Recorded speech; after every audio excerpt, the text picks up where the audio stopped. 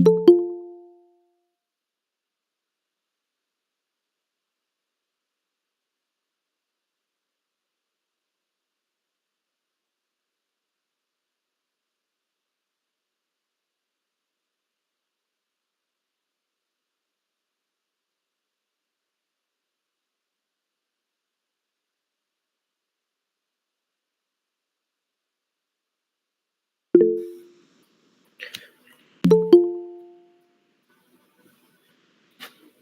everyone. So sorry for the delay. We had a technical issue. I hope uh, everyone enjoy this session and learn from it. Let's start. Firstly, this session is about Flutter. What is Flutter? Flutter is a framework to develop cross-platform app. Now, Flutter is developed by Google, which and Flutter is also open source. Open source means we can see the code and the logic behind this framework. It is used to develop Android, iOS, and web and desktop application. Flutter हम Flutter लिखा गया था dart programming language में, जिसके बारे में हम आगे बात करेंगे. Now, why Flutter? Firstly, open source है, so anyone can see what is the logic and change it according to its need. Secondly the जो मुझे सबसे ज़्यादा पर्सनली पसंद है, वो है फ्लटर का फास्ट होना जब डेवलपमेंट टाइम पे. लाइक एग्जांपल, अगर आप एंड्रॉयड डेवलपमेंट किसी ने की होगी, तो उसमें हम जब ऐप डेवलप करते हैं तो ग्रेडल बिल्ड करने में और ऐप को बिल्ड करने में ही काफ़ी सारा टाइम चला जाता है. But in case of Flutter आप क्या करते हैं, आपके पास एक ऑप्शन होता है कि जब भी आप कोड में कोई चेंज करते हैं, तो या तो आप अगर छोटा-मोटा चेंज है तो हॉट रीलोड, वरना हॉट रीस्टार्ट कर सकते हैं. हॉट रीलोड, हॉट रीस्टार्ट काफ़ी इफ़ेक्टिव होता है, जो कि हमारी डेवलपमेंट स्पीड को और डेवलपर एक्सपीरियंस को बढ़ा देता है. नाउ फ्लटर किसको सीखना चाहिए? सो अगर आपको देखिए स्टार्ट कर सकते हैं अगर आपको ऊप्स की नॉलेज है और यूआई डिज़ाइनिंग थोड़ा बहुत भी पता है कि कैसे कोई ऐप काम कर रहा है। आजकल सभी लोग ऐप यूज़ करते हैं। तो basically anyone can put their logic and build something great. Now, ready to use widget. What is widget? Everything you see in the screen is called widget in Flutter. और secondly Flutter का सबसे जो strong point है this time पे, वो है उसकी community. पहले से ज़्यादा कम्युनिटी ऑलरेडी बड़ी हो चुकी है. लास्ट टाइम 2021 में कम्युनिटी इसकी स्मॉल थी रिएक्ट नेटिव से, but now community is huge. So what are the apps that already built in Flutter? You have seen in Dream 11, Stadia, AdSense, Google Pay, all have awesome UI and UX. So all these applications built using Flutter. आजकल जो काफ़ी सारे startups भी हैं, वो Flutter को ही prefer करते हैं rather than native. Native means आपका एक डेडिकेटेड टीम बना, डेडिकेटेड सोर्स कोड हो एंड्रॉयड और आईओएस के लिए अलग से. नाउ जैसे आप देख सकते हैं, ये एक प्रोजेक्ट है जिस पे मैं खुद काम कर रहा हूँ. तो this is the awesome UIs you can build using the Flutter. इसमें हमें जो यूआई है वो कुछ विजेट्स यानी कि ऑलरेडी प्रोवाइडेड पैकेजेस जो हमें फ्लटर में मिलते हैं उसकी मदद से हम बना सकते. This slider is called carousel slider, and उसमें भी एक complicated slider है. So there are numerous number of packages. You just have to use your own mind and create that. So features of Flutter क्या है? पहली बात cross platform है. अच्छा, क्रॉस प्लेटफॉर्म का मतलब कि एक बार आपने कोड लिखा, आपने वही सेम कोड से एक iOS के लिए अलग ऐप बनाया, एक एंड्रॉयड के लिए अलग ऐप बनाया, वेब ऐप अलग बनाई, यानी कई सारे डिफरेंट प्लेटफ़ॉर्म्स के लिए वो सेम कोड बेस काम करेगा और सेम कोड बेस में लॉजिक चलेगा आपका। सेकेंडली इसमें जो आपका जैसे फॉर एग्ज़ाम्पल अगर आप रिएक्ट किसी ने यूज़ किया होगा तो उसे रिएक्ट नेटिव सीखने के लिए पहले रिएक्ट सीखना पड़ेगा, देन आफ्टर दैट वो रिएक्ट नेटिव सीखेगा और react native now this time in decline. Secondly अगर कोड की बात की जाए तो इसमें आपको इवन एंड्रॉयड और जो iOS है उससे कम कोड लिखना पड़ता है। फॉर एग्ज़ाम्पल जब एंड्रॉयड की कोडिंग होती है उसमें एक एक्सएमएल डेडिकेटेड एक्सएमएल की फाइल बनती है और आपका लॉजिक की फाइल जावा या कोटलिन में लिखी जाती है। बट इसमें क्या है एक सिंगल फाइल में ही या अलग-अलग फाइल्स में लॉजिक भी उसी में और आपका डिज़ाइनिंग भी उसी पार्ट में हो जाता है। So it increases the fast development. Secondly like अगर किसी ने एंड्रॉयड डेवलपमेंट की होगी उसमें एक हार्डवेयर रिक्वायरमेंट ज़्यादा होती है कि एंड्रॉयड स्टूडियो को चलाने के लिए काफ़ी ज़्यादा स्पेस और पावर लगती है सीपीयू की। But in this case Flutter आप अगर फ्लटर सीखना चाहते हैं आप को एंड्रॉयड एमुलेटर की भी ज़रूरत नहीं है।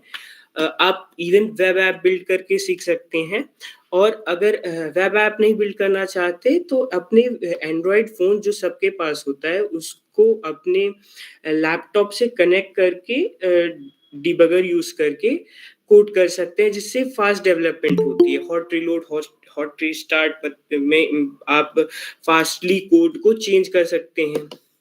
Now, what is widget? Widget, whatever you seeing in the screen, from app bar to anything, all these are widgets.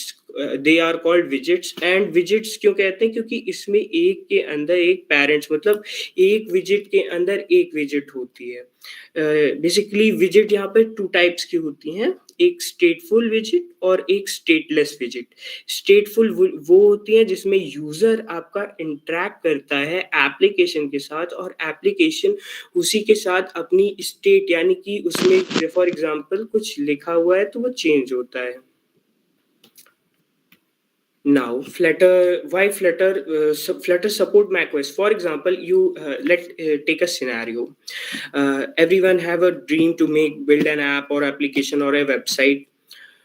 So let I have an idea to build a startup or I have an idea to build an app for my college for registration purpose or something like that. So अगर मुझे एक application बनाना है तो या तो मैं Android choose करूं या तो मैं मैक ओएस चूज करूं या सॉरी iOS प्लेटफॉर्म तभी मैं मोबाइल बना तो iOS में बनाने के लिए मुझे क्या करना पड़ेगा? मुझे शिफ्ट लैंग्वेज सीखनी पड़ेगी, फिर उसके फ्रेमवर्क पे काम करना पड़ेगा और एंड्रॉयड के लिए मुझे जावा या कोटलिन और साथ में एक्सएमएल सीखनी पड़ेगी। बट फ्लटर में और फिर वेब ऐप बनाना है, तो वेब ऐप के लिए भी मुझे अलग से एचटीएमएल, सीएसएस, जावास्क्रिप्ट सीखनी पड़ेगी। देन उसका कोड तीनों का कोड अलग-अलग लिखना पड़ेगा। बट फ्लटर में क्या है, मैंने एक बार कोड किया, एक बार लॉजिक लिखा, अपने बिज़नेस लॉजिक को बनाया, फिर वो वही लॉजिक से तीनों जगह मैंने एप्लीकेशन तो इससे क्या हो रहा है आपके जो नंबर ऑफ यूज़र्स हैं, वो बढ़ पा रहे हैं, ज़्यादा लोगों तक एप्लीकेशन आपकी रीच कर पा रही है और डेवलपमेंट टाइम भी इससे कम लग रहा है। प्लस रिसोर्सेस या जो मनी आप स्पेंड करने वाले हैं, वो भी कम लग रहा है। After that, so why Flutter? Why not React Native? React Native is also a cross-platform application, so a framework. So like React Native was built by Meta and managed by Meta, and Flutter is managed by Google. Firstly अगर आप देखेंगे last कुछ year के trends तो आप पाएंगे कि Flutter की जो डिमांड है हर जगह और जो उसके सर्चेस से लेके गिटहब कंट्रीब्यूशन से गूगल ट्रेंड से हर जगह इसकी डिमांड हाई हो रही है। डिमांड हाई का रीज़न एक ये है कि इसमें डेली नए अपडेट्स आ रहे हैं, नए पैकेजेस आ रहे हैं जो कि एक डेवलपर को जो रिक्वायरमेंट होती है वो पूरी कर रहे हैं और सेकेंडली आपको फ्लटर में डेली अपडेट्स या लाइक एग्ज़ाम्पल होता है कि एंड्रॉइड में कोई नया मॉड्यूल आ गया तो उसके लिए हमें अपडेट्स बार-बार रिक्वायरमेंट होती है, बट फ्लटर में ऐसा नहीं है। नाउ फ्लटर सीखने के लिए पहले आपको क्या करना पड़ेगा? आपको डार्ट लैंग्वेज सीखनी पड़ेगी। डॉ डार्ट समझ लीजिए आप एक तरह का जावा और जावास्क्रिप्ट का मिक्सचर है। किसी ने जावास्क्रिप्ट पढ़ी होगी अगर तो उन्हें पता होगा जावास्क्रिप्ट में एक एसिंक फंक्शन होता है, फ्यूचर होते हैं, ये सब चीज़ें।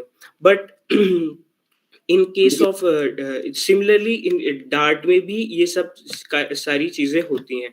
डार्ट फोकस करता है फ्रंट एंड जैसे मोबाइल यूजर एप्लीकेशन या web.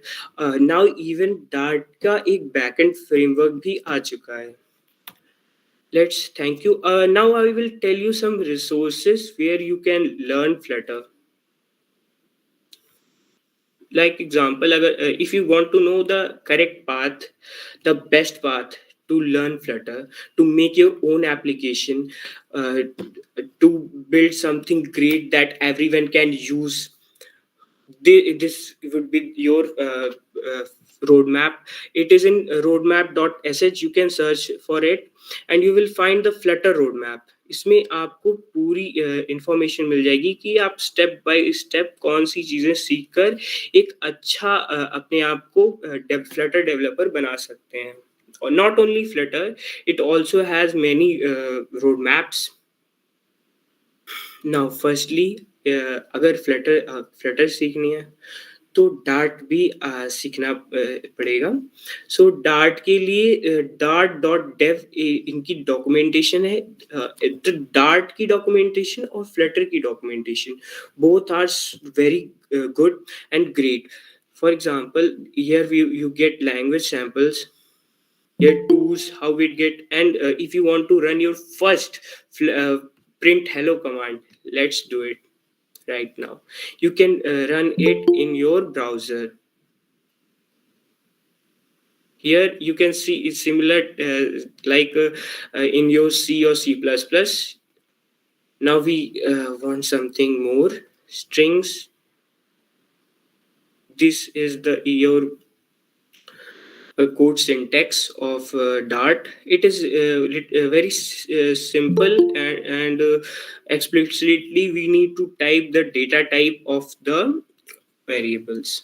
Now, if you have learned the basic, not very much in deep dive, very basic part of the Dart, how variables and print statements and various other stuffs, then you can start with the documentation by installing the Flutter for Windows, and here you can set up your editors, VS Code, text driven. Here are some things you just have to follow the path. It tells everything to you. Now if you anyone want to learn from interactive way की code labs होती हैं जिसमें कि आप कुछ bunch of stuffs दिए होते हैं उन्हें करके अपना खुद का एप्लीकेशन क्रिएट कर सकते हैं सिंपली कुछ स्टेप्स को यूज करते। तो ये कोड लैब्स काफी सारी फ्लटर की अवेलेबल हैं। कुछ को ट्राई करिए, आप लोग देखिए कैसे चीजें वर्क कर रही हैं। Now if you go here you will see a lot of things from running your apps. Like this is a sample Flutter app of web application. See how cool it is.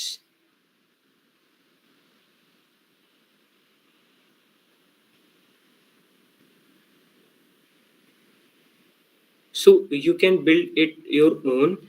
Now sample apps on GitHub, you just have to try। Cook books दी हैं। So अगर मैं बताऊं Flutter में और क्या awesome है, Flutter is just awesome. Like इसमें आप एनिमेशन से लेके designs, effects and numerous types of gestures, images, everything you can wanted to do using UI and make your UI great, Flutter is for you.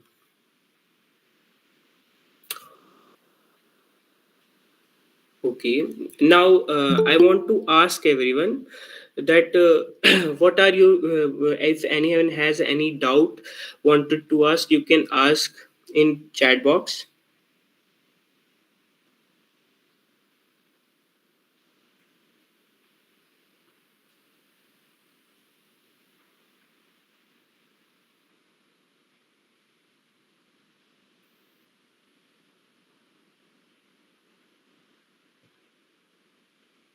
Okay, so anyone, now I put into this conversation. Hope you have enjoyed and learned from it something. As lastly, I want to tell you one thing more. Uh, the reason you should learn Flutter is that if anyone want to build their own application or want to start your own startup, so Flutter could be the best choice right now. The only reason is you have to code less. You can build your own applications. With less code, you can build very unique and better UI.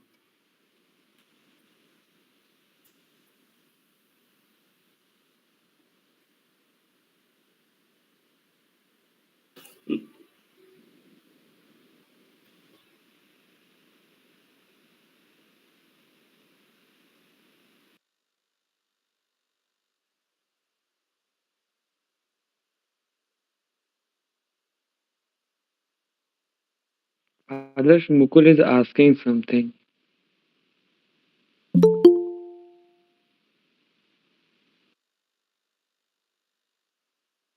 So, to get hands-on training in Flutter, uh, hands-on and theory both, you can follow for hands-on the code labs.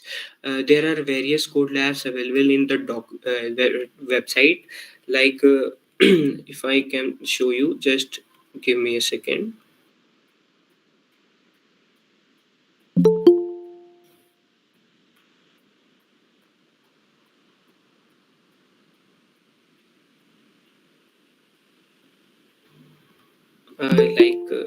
This is docs.flutter.dev. It have very much everything about the theory, from data to backend to accessibility to platform integration. And theory wise, you can see here, just in firstly, if you follow the step by step what it has told. And lastly, the best thing about the Flutter documentation, you also get a runtime environment here. Like, I am will tell you something, just to run this code. You can also write your own code in the browser and test it out in the output here. Just you can see what are the different outputs will be given by your code you have write, or change it whatever you want. Yes, like if you go down and down, it will tell you, like every if anyone had learned about css and html, so container is in a widget, and we are setting the height, uh, padding, margin, just similarly here, and the box decoration telling the color about it. And now if we run it,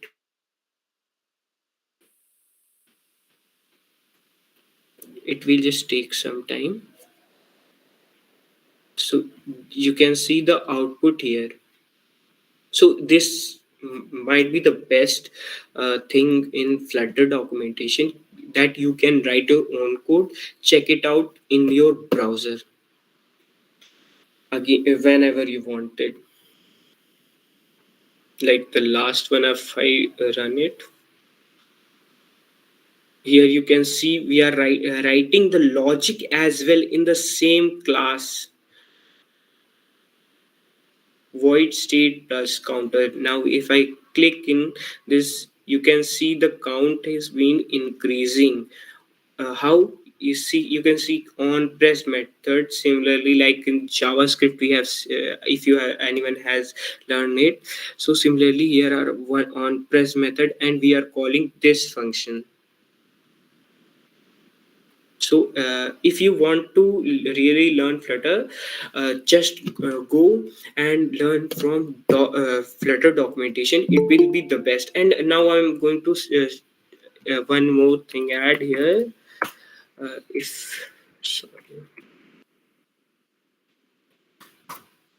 if you can see, so this is the UI of the various apps that already built in Flutter using Flutters. You can see the awesome UIs here. And here are those things which I already told you. It is an open source by Google.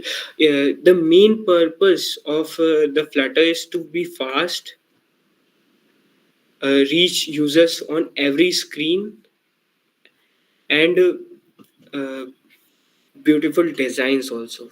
So here you can learn, these are the company which already using Flutter, and mostly today startup use the Flutter to develop their cross platform application in iOS and uh, Android. Anyone has any other doubt regarding any this session or anything else, you can just ask.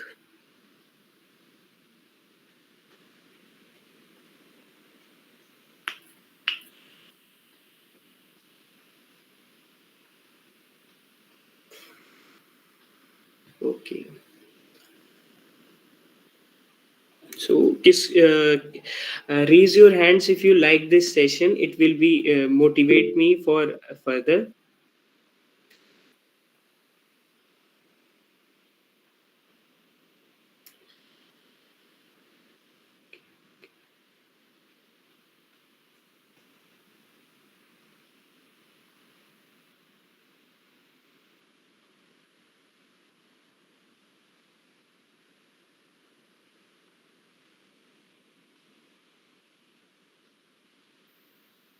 So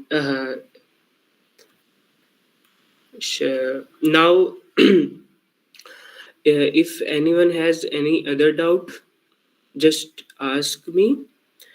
I will now. Uh,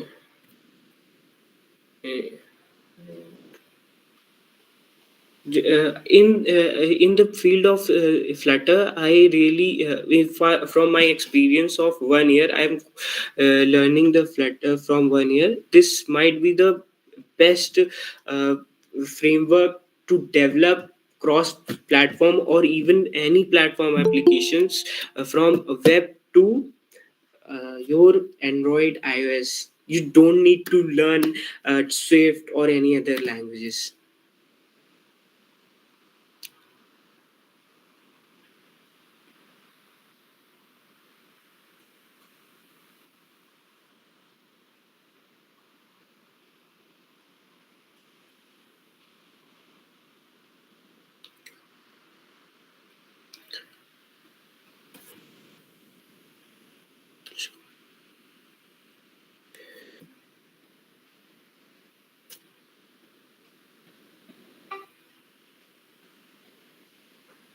Now, Anubhav, I will take your mic and tell about Firebase. Yeah, wait a second. Let me join with my laptop first. Okay. Now, when Anubhav is busy, I am just going to tell you something about Flutter and Firebase. So, if you want to build something in your application which uses taking a data, storing a data, or something storing or putting your data in a server or accessing it from anywhere, the Firebase can help you a lot using Flutter. Flutter and the Firebase combination is so deadly, you can make any application using that, from authorization to everything.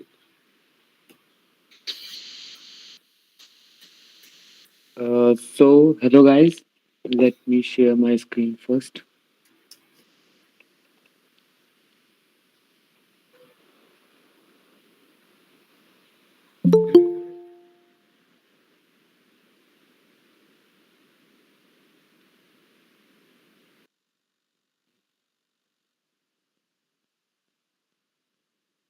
Yeah. Am I audible to everyone?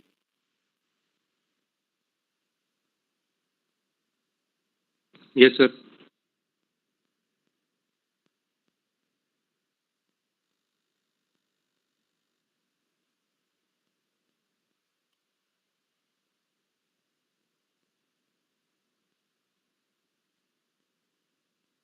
So, let me first go to the first slide.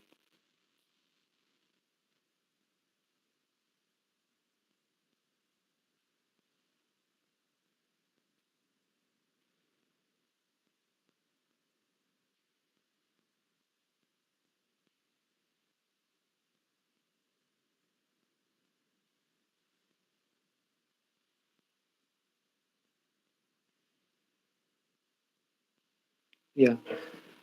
So, let us like uh,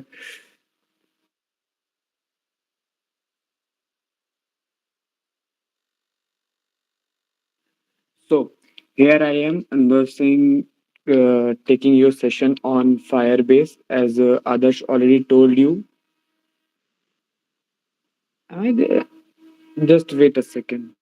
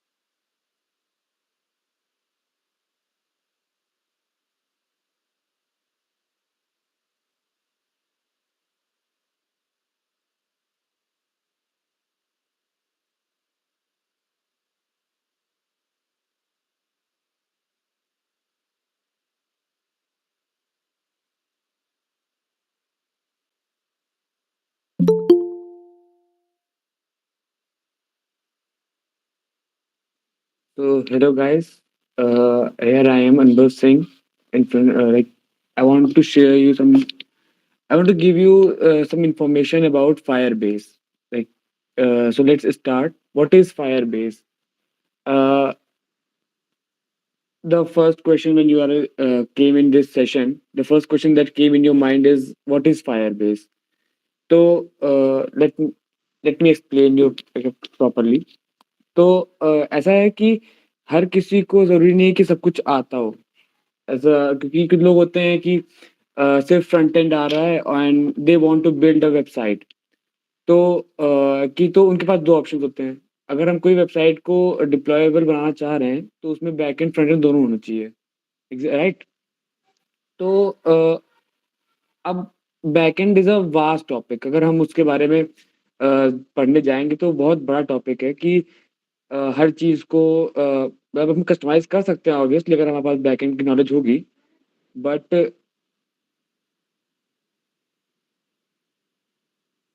but Firebase हमें ये privilege देता है कि अगर हम को बहुत ज़्यादा नॉलेज नहीं भी है बैकएंड के बारे में तो भी हम बैकएंड को यूज़ कर सकते हैं अब वो कैसे करता है कि जो बैकएंड का हमारा लॉजिक होता है एक एक बॉटल नेक की तरह होता है फायरबेस वर्क करता है अगर आप कहीं बॉटल देखोगे तो उसका जो ऊपर वाला माउथ होता है वो मतलब थोड़ा सा पतला होता है एंड डेटाबेस बहुत बड़ा होता है पीछे तो गूगल हमारे लिए वो काम फायरबेस के थ्रू करके दे रहा है कि जो हमारा पूरा डेटा रहेगा ऐप का वो बैकएंड पे सेव रहेगा लेकिन हम उसके मतलब नेक को एक्सेस कर सकते हैं एंड वहां से हम डेटा को रिट्रीव कर सकते हैं एंड पूरा डेटा एक्सेस कर सकते हैं तरीके से तो it's a quick brief of Firebase Firebase actually her platform पे यूज हो रहा है चाहे आप iOS डेवलपमेंट करो या फिर एंड्रॉयड करो या वेब डेवलपमेंट करो गेम करो डिफरेंट डिफरेंट गेम इंजन्स में यूज होता है जैसे जो हमारे गेम्स बनते हैं तो अगर जो लोग BGMI या फिर अदर पीसी गेम्स खेलते हैं उनको पता होगा कि लाइक जो गेम्स बन रहे हैं वो मोस्टली C++ में होते हैं तो फायरबेस उनके लिए भी एक प्लेटफॉर्म प्रोवाइड करता है कि हम जो हमारा क्योंकि इन सब गेम्स में बहुत बड़ा बड़ा डेटा होता है बहुत सारा डेटा होता है वास्ट अमाउंट में उसको हम लोग ऐसे ऐसे अपडेट आया करते हैं तो उसमें भी डेटा यूज़र्स का डेटा हो गया, फिर तुम्हारा जो स्क्रीन लोड होने क्योंकि रियल टाइम में स्क्रीन लोड हो रही होती है तुम्हारी, तो उसका भी डेटा, तो वो सब स्टोर करने के लिए देन तो अभी से बता रहा हूँ कि फायरबेस तुम्हारा बहुत सारा काम आसान कर देता है। फॉर एग्ज़ाम्पल अगर हमें मान लीजिए जैसे फॉर एग्ज़ाम्पल मेरा एग्ज़ाम्पल ले लीजिए, तो मेरे को फ्रंट एंड एंड्रॉइड का आता है, but I am not that good on back and part, so I use Firebase. Firebase मेरे लिए क्या कर रहा है? ये कर रहा है कि वो जो मेरा डेटा है, वो मुझसे नहीं मतलब है कि बैकएंड पे किस तरह सेव कर रहा है, कहाँ पे सेव कर रहा है या वो कैसे वर्क कर रहा है, कैसे वर्क फ्लो मेंटेन हो रहा है, उससे मुझे मतलब नहीं है। मैं अपनी रिक्वेस्ट को डालता हूँ फायरबेस के कंसोल में, वहाँ से डेटाबेस में जाती है रिक्वेस्ट एंड वहाँ से मेरे डेटा फेच करके दे देता है। उसमें कोई रॉकेट साइंस नहीं होती, मेरे को कोई ज़रूरत नहीं है कि मैं पूरा उसके बारे में पढ़ूँ या डेटा कैसे वर्क कर रहा है। इट्स गुड, आपको पता होना चाहिए, बट फायरबेस हमें एक कन्वीनियंस प्रोवाइड करता है कि हम डेटाबेस को यूज़ कर सकते हैं। बेस चीप अ, फायरबेस की ऑलमोस्ट सारी सर्विसेज़ फ्री ऑफ कॉस्ट होती हैं। इवन गूगल जो खुद से भी सर्विस देता है, वो भी आपके लिए फ्री ही है। अभी मैं आपको बताऊँगा आगे कौन-कौन सर्विसेज़ हैं। वो सब फ्री हैं and they are really awesome, good. Good इसलिए कि ऑब्वियसली गूगल की सिक्योरिटी मिलेगी आपको इसमें। गूगल के इंजीनियर्स उनके बैकएंड पे काम कर रहे होते हैं, तो आपका डेटा कभी बैकएंड बंद नहीं हो सकता है। 24/7 ये एक्सेसिबल होता है। आप भी इसके साथ आपके यूज़र्स होंगे तो कभी भी कोई प्रॉब्लम नहीं होने वाली है। फ़ास्ट क्योंकि there are lot of engineers behind it, तो आपको इसकी ये एकदम ऑप्टिमल कंडीशन पे काम करता है। मतलब अगर आप कोई भी डेटा फेच कर डाल रहे हो उस पे फायरबेस पे, तो वो तुरंत वहाँ पे जाता है, तुरंत सेव होता है एंड अगर आपको फिर डेटा चाहिए, तो तुरंत इतनी जल्दी एक्सट्रैक्ट भी हो जाएगा वहाँ से। तो these are the some advantages of Firebase. Uh Why Firebase is good enough? क्यों मतलब because according to Stack Overflow survey, almost 450k Android developers use Firebase as their backend. क्यों? क्योंकि एज एन एंड्रॉयड डेवलपर और any mobile developer आपको backend की इतनी knowledge होना ज़रूरी नहीं होता है क्योंकि अ, आपका मेन मोटिव होता है कि आपको फ्रंट एंड देखना है बस। तो इसलिए इनफैक्ट फायरबेस का जो मेन एप्लीकेशन है, वो भी मोबाइल डेवलपमेंट्स में ही है। ऑल्दो ये यूज़ वेब के लिए भी हो रहा है एंड डिफरेंट प्लेटफ़ॉर्म ब्लॉकचेन्स में भी यूज़ हो रहे हैं, ऐसा नहीं है। बट मोबाइल डेवलपमेंट के लिए Firebase best, literally best. Next what is it? तो इसका शॉर्ट फॉर्म BaaS बैस इसको बोलते हैं, बैकएंड एज़ अ सर्विस होता है। इसमें ये आपका बैकएंड सर्विस का मतलब ये है कि आपके लिए आपका बैकएंड का पूरा हैंडलिंग, पूरी सर्विस ये हैंडल करेगा। आपको नहीं मतलब है कि आप बैकएंड पे क्या से काम हो रहा है, बस आपको अपनी रिक्वेस्ट डालनी है एंड वहाँ पे डेटा सेव रहेगा आपका। देन इसके फीचर्स जैसे आपका ऑथेंटिकेशन वगैरह हो गया या जैसे ऑथेंटिकेशन में अगर आप लोगों ने किसी ने काम किया हो बैकएंड तो आपको पता होगा कि जब आप ऑथेंटिकेट करते हो तो जो भी अपनी इन्फॉर्मेशन डालते हो लॉगिन ईमेल आईडीज़ या पासवर्ड्स तो वो बैकएंड पे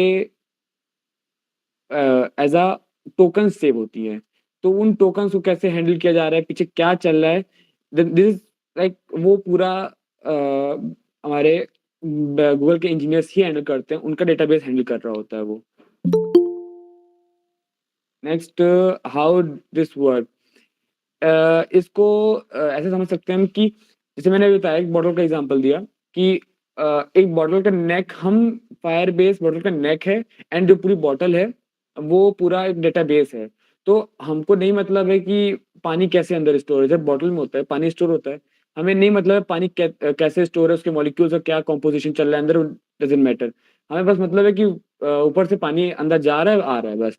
तो वही काम फायरबेस भी कर रहा है यहाँ पे कि आपका डेटा अंदर सेफ है, गूगल के डेटाबेस में रहता है, वो सेफ रहता है। फ़ास्ट रहेगा, रिलायबल रहेगा, फ्लेक्सिबिलिटी रहेगा डेटाबेस में, लेकिन आपको उसमें कुछ नहीं करना है। ये आपका रोल बस इतना है कि आपको ये डिसाइड करना है कौन-सा डेटा आप चाहते हो कि अंदर जाए, कौन-सा डेटा आप चाहते हो कि कब रिट्रीव हो या कब ऑथेंटिकेशन वगैरह आपको देखना है बस। Now, there are some features of Firebase. अब Firebase इतना बड़ा नाम है तो उसे कुछ प्रॉपर्टीज होंगी तभी तो इतना नाम है। तो first property is Firebase authentication. तो एक्चुअली में होता क्या है कि अ, जब हम कोई ऐप बना रहे होते हैं, जैसे अभी आदर्श ने एग्जांपल दिया एक शॉपिंग ऐप का जिसमें आप लॉगिन करते हो। तो फायर बेस में ये आपको मतलब ऑटोमैटिक प्रिविलेज मिल जाती है कि आप जो लॉगिन डिटेल्स हैं, क्रेडेंशियल्स हैं, उनको आप ऑटोमैटिकली वो चेक कर लेगा एंड उसके हिसाब से वो अ, वेरीफाई करेगा कि यूज़र ऑथेंटिक है या नहीं है। इसमें आपको कोई अलग से एल्गोरिदम्स क्योंकि there are number of algorithms for authentication like HS2 and many more. तो आपको फायरबेस से प्रिविलेज दे रहा है कि वो अपनी तरफ से ऑप्टिमल एल्गोरिदम यूज़ करेगा वेरिफिकेशन के लिए, ऑथेंटिकेशन के लिए। नेक्स्ट ये एक एग्ज़ाम्पल है, मोस्टली आजकल हम देखते हैं गूगल में 2 स्टेप वेरिफिकेशन चल रहा है, गूगल अकाउंट्स में आप देखे होंगे आपने, जब भी आप फ़ोन में ऐड करते हो तो उसमें 2 स्टेप वेरिफिकेशन आ गया है सिस्टम। तो वो कहीं न कहीं फायरबेस चूज़ हो रहा है उसमें भी, because I have read about different blogs कि काफ़ी जगह गूगल भी अब उसको अडैप्ट कर रहा है अपने फायरबेस में क्योंकि अब हर चीज़ के लिए हम अलग डेटाबेस बनाएँ तो ये ज़रूरी है ना। तो इसीलिए उस चीज़ को सिंपल करने के लिए कई सारे ऐप्स और डिफरेंट अदर देन गूगल, जो गूगल से एसोसिएटेड नहीं है, वो भी फायरबेस को अडैप्ट कर रहे हैं for better backend service. Next real time data. होता क्या है कि जैसे रियल टाइम डेटा पहले तो समझ लीजिए रियल टाइम डेटाबेस क्या होता है। रियल टाइम डेटाबेस की जैसे आप व्हाट्सऐप यूज़ करते हो, तो आप मतलब मैसेज मान लीजिए किसी को मैसेज भेजा आपने, तो वो तुरंत ही आ जाता है किसी और के पास। ऐसा तो नहीं है कि आज आप भेज दिए हो फिर वो 3-4 दिन, 5 दिन मतलब पोस्ट ऑफिस होता था पहले, उस टाइम से वो जाता नहीं है। तो यही होता है रियल टाइम डेटाबेस। मतलब आपने कोई मैसेज भेजा है, वो तुरंत यहाँ डेटाबेस में जाएगा। वहाँ से क्योंकि सबको पता है कि कुछ ऐप्स हैं जो uh, in end to end encrypted नहीं होती हैं। तो उनके लिए ये चीज़ होती है कि अ, आपने मैसेज भेजा, वो तुरंत डेटाबेस में गया एंड तुरंत ही वो आपके जो रिसीवर होगा उसके एंड पे चला जाएगा। तो ये होता है रियल टाइम और म मतलब main feature real time database का ये है कि आपके ऐप में डायरेक्ट एक्सेस होता है इसका। मतलब अगर आप कोई ऐप बना रहे हो, तो you don't have to go through any other service like this uh, कुछ ऐप्स होते हैं क्योंकि एक मीडिएटर का यूज़ कर रहे होते हैं कि डेटाबेस से डेटा फेच करने के लिए। बट इसमें रियल टाइम में ऐसा कुछ नहीं हो रहा है क्योंकि अगर वो इतना टाइम होगा उसके पास कि वो किसी मीडिएटर के थ्रू जाएगा डेटाबेस से, तो ऑब्वियसली टाइम तो कंज्यूमिंग होगा ये और छोटा सा भी टाइम कंज्यूमिंग का जब नंबर ऑफ पीपल्स इंक्रीज़ करेंगे तो बड़ा टाइम जाता है। इसलिए रियल टाइम डेटाबेस को बहुत अच्छे से मैनेज करता है Firebase by directly connecting app to their database. Okay? Now cloud messaging. What is cloud messaging? सबसे पहले थॉट तो ये आएगा। क्लाउड मैसेजिंग ऐसे समझ सकते हो कि जैसे हम कोई ऐप कभी-कभी आपने देखा होगा कि आप एक ऐप इंस्टॉल कर लेते हो एंड देन कुछ टाइम के लिए आप उसको यूज़ नहीं कर रहे होते हो, तो उन ऐप्स में ऑटोमैटिक मैसेज आ जाते हैं कि you have this much notification या जैसे ज़ोमैटो में अगर आप देखे हो, ज़ोमैटो अगर आप कुछ टाइम ज़ोमैटो ना भी खोलो, तो उसमें काफ़ी फ़नी और अजीब तरीके के मैसेज आ जाते हैं ताकि वो आपका अटेंशन ग्रैब कर सकें। तो ये फीचर एंड्रॉयड में होता है कि हम ऐप के थ्रू ही डाल सकते हैं मतलब फ्रंट एंड यूज़ करके।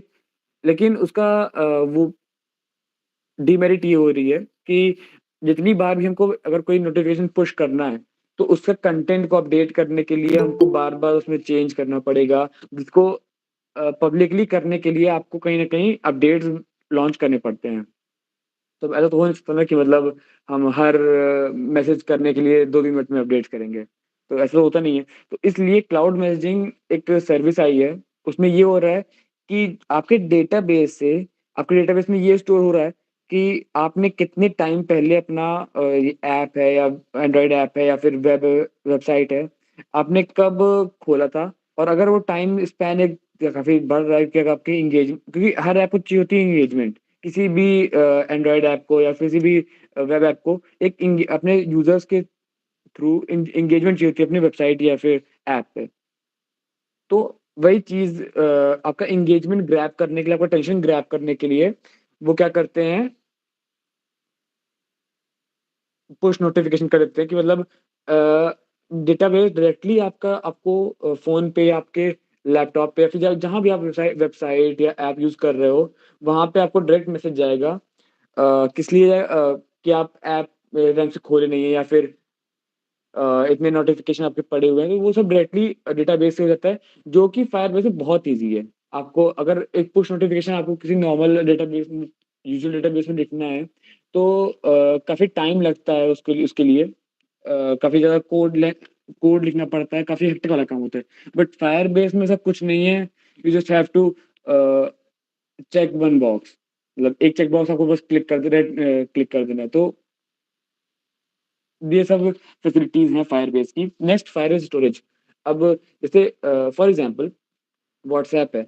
आप व्हाट्सऐप में इमेजेस भेजते हो, वीडियोज़ भेजते हो, तो ऐसा तो नहीं अब अगर आप कोई व्हाट्सऐप के बारे में कुछ मतलब आपने कोई खोजबीन की हो, तो आपको पता होगा कि व्हाट्सऐप जो है कोई भी इमेज एज़ इट इज़ नहीं भेजता है। वो आपके एंड में पहले उसको एन्क्रिप्ट करता है किसी भी इमेज को, फिर वो एन्क्रिप्टेड डेटा वो बाइनरी नंबर्स के फॉर्म में होती हैं, तो उनको फिर वो आपके रिसीवर डिवाइस में भेजता है, फिर वहाँ पे वो डिक्रिप्ट होती हैं नॉर्मल फॉर्म में। इसीलिए आप लोगों ने देखा होगा कि आप लोग की इमेजेस जब आप खींचते हो और कहीं व्हाट्सएप पे ऐसे नॉर्मल भेज दो, तो वो थोड़ा-सा डिस्टॉर्टेड हो जाती हैं, मतलब पिक्सेल्स फट जाते हैं उनके, तो वो सब उसी एल्गोरिदम की वजह से होता है, जो एन्क्रिप्शन डिक्रिप्शन एल्गोरिदम होती है।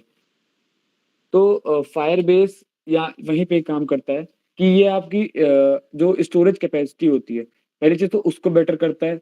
आपका जो रिज़ॉल्यूशंस होते हैं स्टोरेज के, जैसे जो इमेजेस का डिस्टॉर्शन है या फिर इमेजेस पिक्सेल्स फट जा रहे हैं, तो वो सब मैनेज करना, उनको मिनिमाइज़ करना। क्योंकि ऐसा नहीं है कि कोई भी एन्क्रिप्शन एल्गोरिदम 100% एक्यूरेट होगी कि एज़ इट इज़ इमेज जाएगी। बट फायरबेस इंश्योर्स कि वो मिनिमल हो, जो भी आपका डिस्टॉर्शन होगा वो मिनिमल होगा। So this is the I guess these are one of the best features. I personally liked it because I've used it so many times and it is so accurate. ये Firebase का cloud messaging feature, authentication, specially authentication बहुत अच्छा है and storage is perfect. मतलब अगर आप कोई भी इमेज भेज रहे हो, यूज़ कर रहे हो स्टोर करने के लिए डेटाबेस में, तो उसमें ऑलमोस्ट नेग्लिजिबल डिस्टॉर्शन आएगा। तो फायरबेस इस मामले में बहुत अच्छा है, स्टोरेज के मामले में। Not what is test lab. Uh, अगर आप कोई भी ऐप बना रहे हो, तो जैसे मान लो अगर तुम लोग एंड्रॉइड स्टूडियो यूज़ करते होगे, तुम लोग पता होगा कि एंड्रॉइड स्टूडियो में अगर जो इम्यूलेटर वाला ऑप्शन होता है, उसमें सिर्फ़ तुम गूगल के जितने भी गूगल ने डेवलप किए हैं आज तक हैंडसेट्स या डिवाइसेज़ उनको यूज़ कर सकते हो। मतलब नेक्सस, पिक्सेल सिर्फ़ इन डिवाइसेज़ को हम लोग यूज़ कर सकते हैं टेस्टिंग के लिए। लेकिन एक्चुअली बात ये होती है कि ज़रूरी नहीं है कि हर डिवाइस उसी हिसाब से काम करे। हो सकता है जैसे आज जो हमारे पास डिवाइस है, मैंने कोई ऐप बनाया जो फॉर एग्ज़ाम्पल बहुत पुराने ले लेते हैं, एंड्रॉयड किटकैट पे चल रहा है, जिसमें आई गेस एपीआई 24 चल रही थी। लेकिन कुछ अपडेट कुछ ऐसा सिनेरियो क्रिएट होता है उस फ़ोन में कि उसमें आपका ऐप क्रैश कर जा रहा है। तो उसके लिए हमारे मतलब फायरबेस में टेस्ट लैब्स होती हैं। जब आप लोग को फर्दर सेशंस में बताऊँगा कि कंसोल में कैसे टेस्ट लैब को हम लोग यूज़ करते हैं। मतलब वहाँ पे डिफरेंट टाइप की आपको डिवाइसेज़ दिए होंगे, इतने पॉपुलर होते हैं। वो डिवाइसेज़ दिए होते हैं और उसके हिसाब से फिर अ, आप टेस्ट कर सकते हो अपने ऐप को कि डिफरेंट डिवाइसेज़ पे रन करके कि क्या चल रहा है, वो प्रॉपर्ली ऐप वर्क कर रहा है, जैसे आप चाह रहे हो वर्क कर रहा है कि नहीं कर रहा है, वो सब आप वहाँ पे टेस्ट कर रहे हो टेस्ट लैब में। Next crash reporting.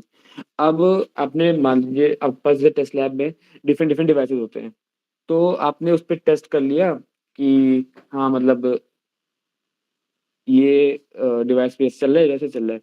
लेकिन सच केस कि ऐसा हो जाए कि आपका ऐप आपने लॉन्च कर दिया एंड वो किसी भी डिवाइस में जाके नहीं चल रहा है या आपने उसको इंटेंट किया कि हाँ, मैं मेरा ऐप इसके लिए अवेलेबल होगा but at and some cases में कुछ भी केसेस में वो नहीं चल रहा है due to some settings, some privacy settings of the user और some operating system settings because हम देखते हैं कि जितने भी चाइनीज़ फ़ोन्स होते हैं, उसमें अगर आप देखो तो उनका जो ऑफ़िशियल ऐप स्टोर होता है वो ऑलरेडी वो होता है, सेव होता है। तो उसमें क्या हो रहा है कि जो जितने भी चाइनीज़ फ़ोन्स होते हैं, वो क्योंकि इंडिया में मोस्टली गूगल के ऐप चलते हैं। गूगल प्ले स्टोर, फ़ोटोज़, तो चाइनीज़ फ़ोन्स होते हैं, वो अपने फ़ोन में अपने ऐप्स डालने के लिए किसी भी थोड़े सॉफ्टवेयर्स में ऑल्टर करते हैं। तो स्पेशली ये जो प्रॉब्लम होती है क्रैश की, वो चाइनीज़ फ़ोन्स में ही आती है। बाकी जितने भी सैमसंग के फ़ोन्स होते हैं, सब इन सब में इतने इश्यू नहीं होते हैं, इन सब चीज़ों के कि आपका एक फ़ोन में चल रहा है, दूसरे फ़ोन में नहीं चल रहा है। बट चाइनीज़ फ़ोन्स जितनी कंपनीज़ रखती हैं, उनमें थोड़े-से इश्यू आते हैं। तो अब हर मिलियंस ऑफ मॉडल्स होते हैं किसी भी फ़ोन के अगर देखें तो बहुत सारे मॉडल्स हैं।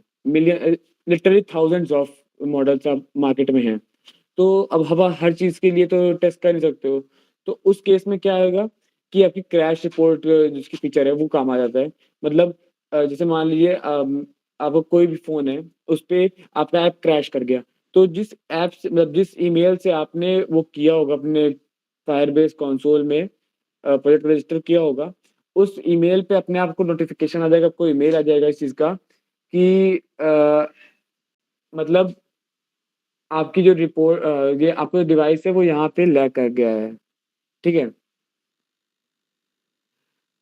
तो ये this is all about crash reports and various features. Now I would like to share some glimpse of Firebase console, actually. I guess it's not in the just wait a second.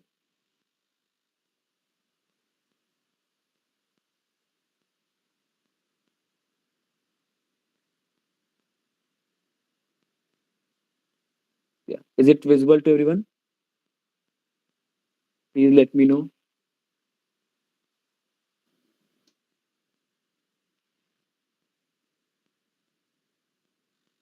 Is it visible to everyone? Yes, Anubhav. Yep. Okay. Let's. Uh, okay. Uh, Let me like जब हम यहाँ पे Google search करेंगे Firebase console, right? तो ये पहला आपका जो लिंक आएगा, you just have to open it. Actually मेरा ऑलरेडी अकाउंट लॉगिन है। तो या आप जब भी अपने लैपटॉप में या कहीं पे भी ओपन करेंगे तो आपको फर्स्ट स्क्रीन ये दिखेगा। तो get started, then it ask for wait a second.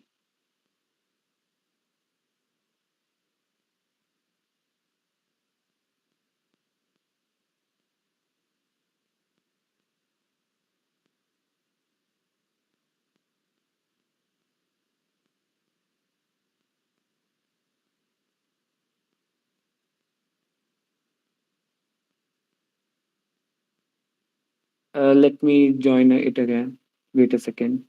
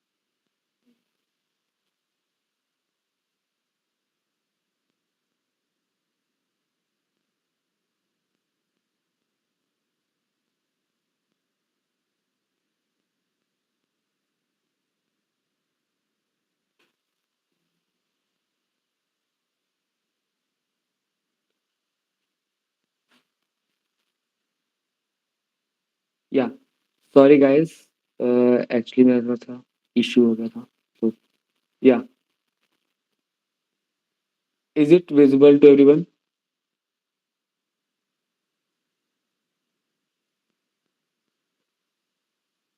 Hello, it is visible?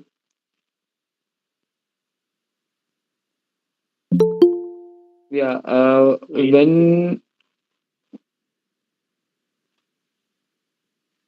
when you just log into your account in Firebase console, it will look like this.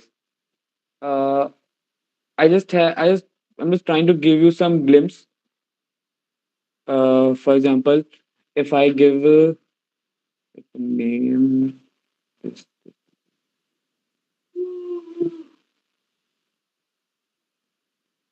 yeah, I just want to show you this part actually. Here, Google offers you these five features of Firebase. You can disable it. It's completely up to you. आपको तब disable करना, I suggest कि आप उसको तब disable करना जब आपको डेटाबेस में कस्टमाइजेशन करना हो। And if you are not going to customize your backend services, then let it be कि these are the one of the best features of Firebase. A/B testing, crash-free users. I will tell you it later, but just a glimpse of it. Crash-free users मैंने बता दिया कि जो भी आपके crash app crash होंगे तो वो डायरेक्टली आप तक आ जाएंगे, मतलब रिपोर्ट आ जाएगी। A/B टेस्टिंग डिफरेंट वेज से आप टेस्ट कर सकते हो। User segmentation and targeting across Firebase product. It's a vast topic. I give you glimpse कि हम इसको अलग-अलग डिवाइसेस पे कैसे रन कर रहे हैं वो भी मैनेज करेगा Firebase. Okay. Event based cloud function triggers, what does it mean कि आपके जो भी ट्रिगर्स हैं, मतलब जो पुश नोटिफिकेशंस वगैरह जैसे फीचर्स हैं वो भी बैकएंड में। And this is one of best feature, free unlimited reporting, मतलब इसमें कितने भी रिपोर्ट्स कर सकते हैं आप users. Just we just concluded. So now, any questions regarding anything in the Firebase you have learned so far?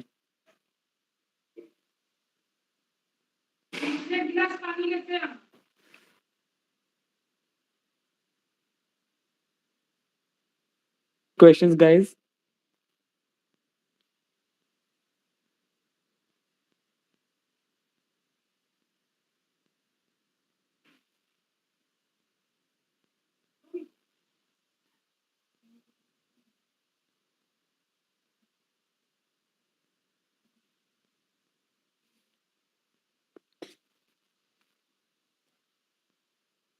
Unnati, you have raised your hand. Yeah. Yeah, Mukul, can I use it this as a backend for website to some extent or in? No, no, you can use it any device, मतलब any platform. आप इसको iOS में use कर सकते हो, Android में भी and web में भी। इवन अभी आधा चला है फ्लटर में भी। फ्लटर में इस actually Flutter is best for use with Firebase actually, because दोनों का काम ऑलमोस्ट एक जैसा ही है। So they are like complementary to each other, and you can use in web apps. In fact, you can use it as your primary backend also, but some companies don't prefer it when you go at a company level, because Google product after all. So, any other question?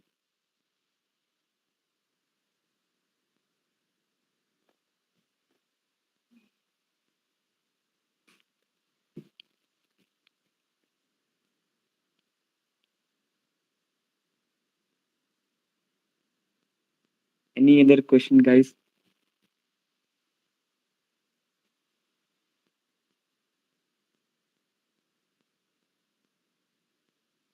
So, I guess there are no questions. So, I must conclude myself. I hope you enjoyed this session on Firebase. And Firebase and Flutter. There are many other sessions also coming. Hope you enjoyed it. Now over to Vajia.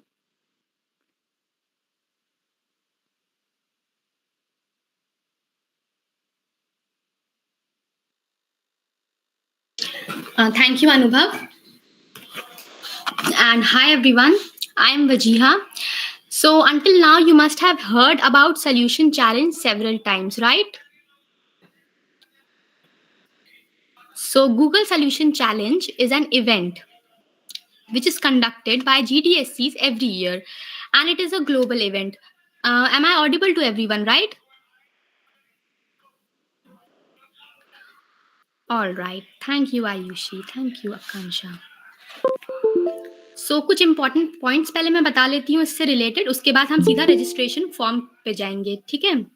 तो सबसे पहले तो registration form जो है वो officially open है for this year, तो अभी भी आप जाके भर सकते हैं। अपनी टीम बनाइए, टीम का जो साइज रहेगा वो 1 to 4 रहेगा। आप अपनी टीम बनाइए और उसे और जाके आप रजिस्ट्रेशन फॉर्म सबमिट कर दीजिए। जो रजिस्ट्रेशन फॉर्म सबमिट होगा वो टीम का हर एक मेंबर सबमिट करेगा और 17 मार्च तक लिंक ओपन है, तो आप जाके उसे सबमिट कर सकते हैं। एंड आफ्टर दैट 18 मार्च से लेकर 31 मार्च तक आपका जो आपका दूसरा जो फॉर्म सबमिशन फॉर्म होता है वो ओपन होगा। उसके बाद वो टीम का कोई एक ही मेंबर फिल करेगा, ठीक है? तो मैं शेयर करती हूँ स्क्रीन रजिस्ट्रेशन फॉर्म शो करने के लिए। Adarsh, you can stop sharing.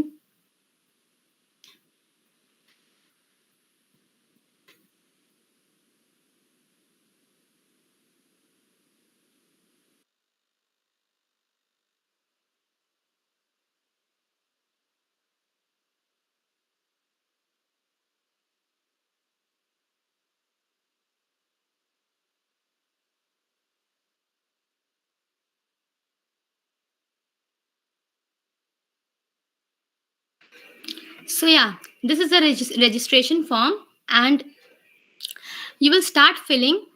पहले तो इसके इम्पोर्टेंट डिटेल्स आप पढ़ लेना, ठीक है? जो रजिस्ट्रेशन फॉर्म आप फिल करेंगे उसमें जो आइडिया आपका होगा, जो आप आइडिया शेयर करेंगे वो out of the 17 United nation 17 sustainable development goal से ही रिलेटेड होना चाहिए, ठीक है? और उसके बाद आपका 17 मार्च तक जो आप फॉर्म सबमिट, ये वाला फॉर्म आप सबमिट करेंगे और उसके बाद 18 मार्च से 31 मार्च तक आपका सबमिशन फॉर्म ओपन होगा, ठीक है? So, who is this registration form for?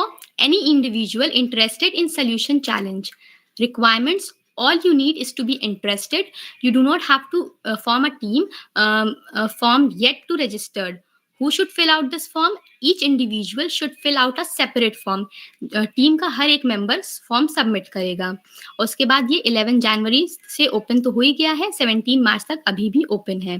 तो अभी भी आपके पास अच्छे ब्रिलियंट आइडियाज आ रहे हैं जो प्रॉब्लम सॉल्व कर सकते हैं, अच्छा प्रॉब्लम सॉल्व कर सकते हैं। हमारे आसपास आपको दिख रहा हो कोई भी लोकल प्रॉब्लम सॉल्व कर रहे हो तो आप इसे फिल कर सकते हैं। उसके बाद यहाँ पर आप दिया हुआ है कि टाइमलाइन, प्राइसेस, इवैल्यूएशन क्राइटेरिया, यहाँ पर लिंक दी हुई, यहाँ पर जाकर चेकआउट कर सकते हैं।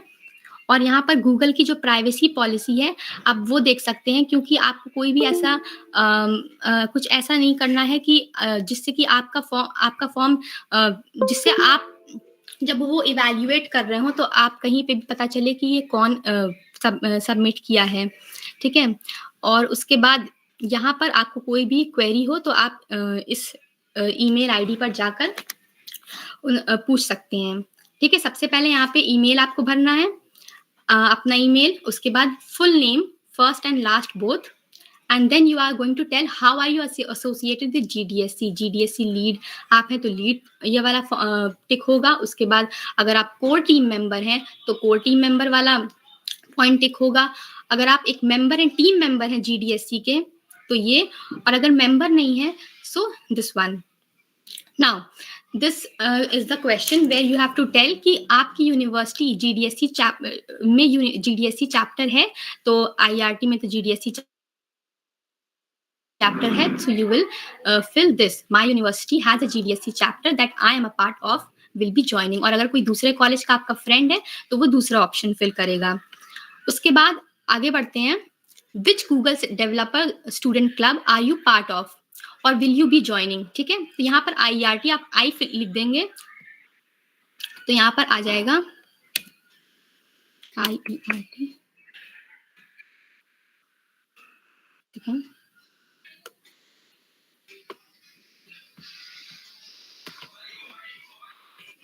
एक सेकेंड, यहाँ पर आप इंस्टीट्यूट ऑफ इंजीनियरिंग,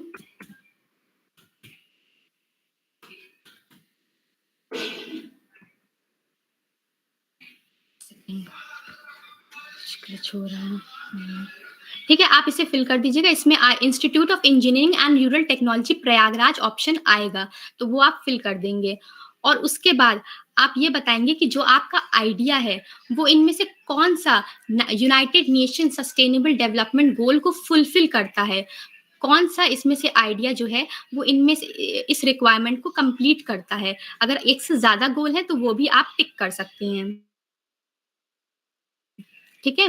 उसके बाद आपको अपने आइडिया में बताना है कि कौन सी गूगल टेक्नोलॉजी आप यूज कर रहे हैं। गूगल टेक्नोलॉजी ही बताना है, कोई और टेक्नोलॉजी यूज कर सकते हैं, अगर यूज कर रहे हैं तो वो बाद में बताएंगे आप फॉर्म में। अभी यहाँ पर सिर्फ गूगल टेक्नोलॉजी के बारे में ही बताना है, ठीक है।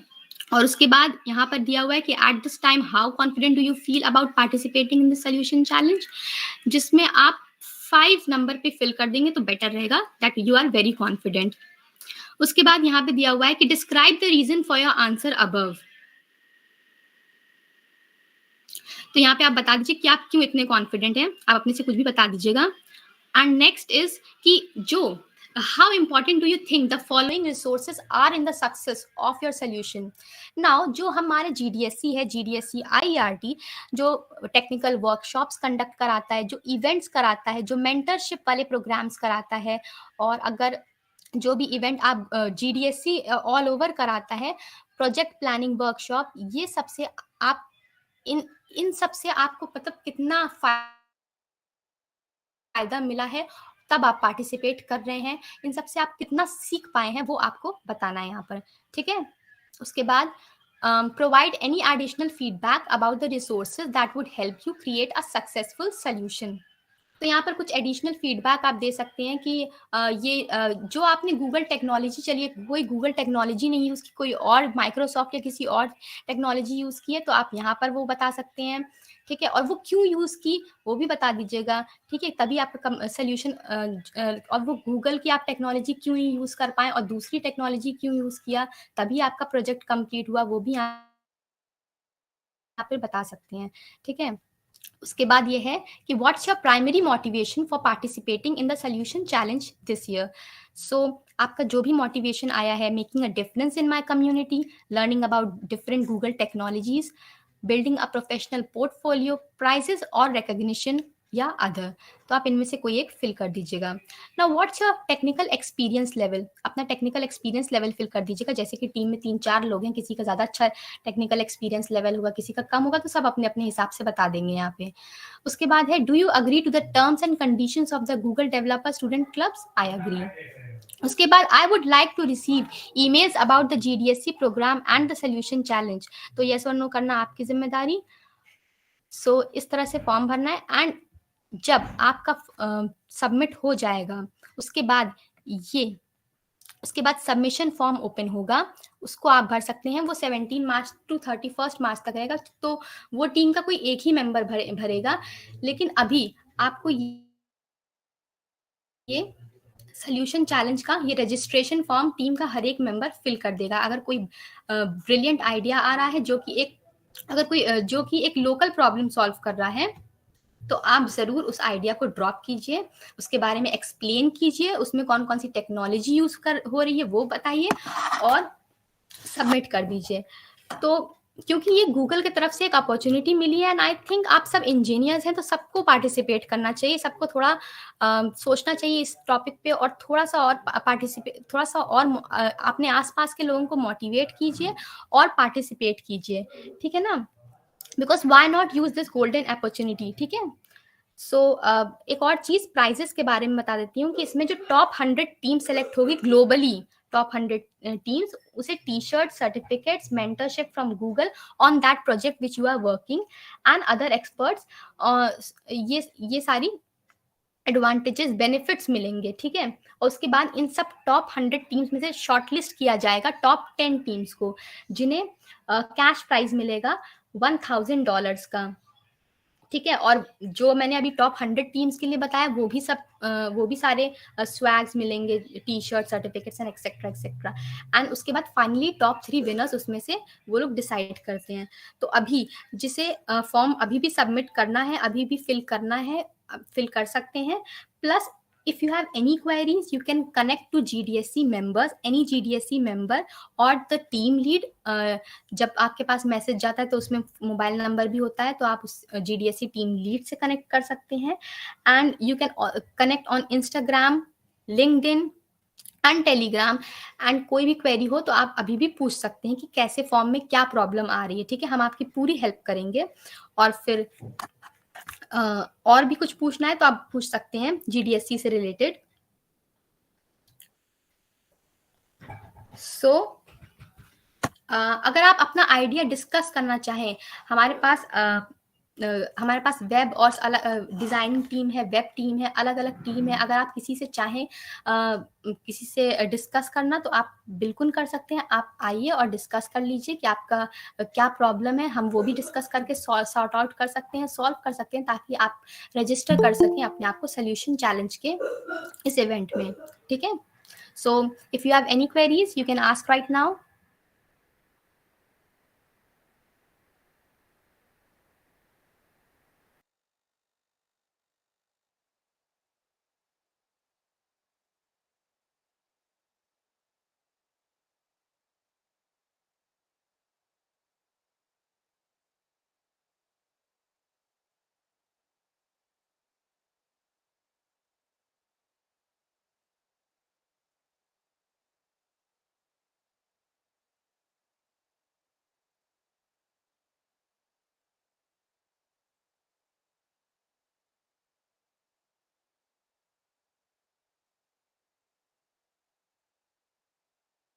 नहीं, अगर एक बार फिल कर दिया तो दूसरी बार मत फिल आउट करो।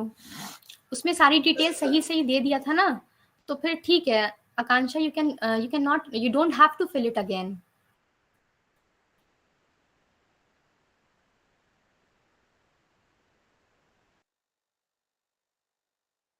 Okay, any more queries?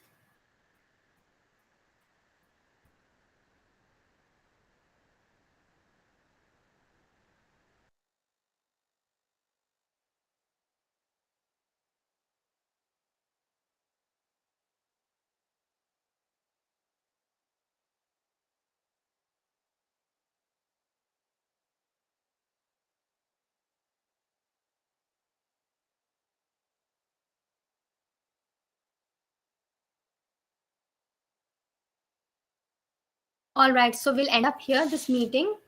Thank you so much for joining, everyone. Thank you so much. Yes, you can leave now.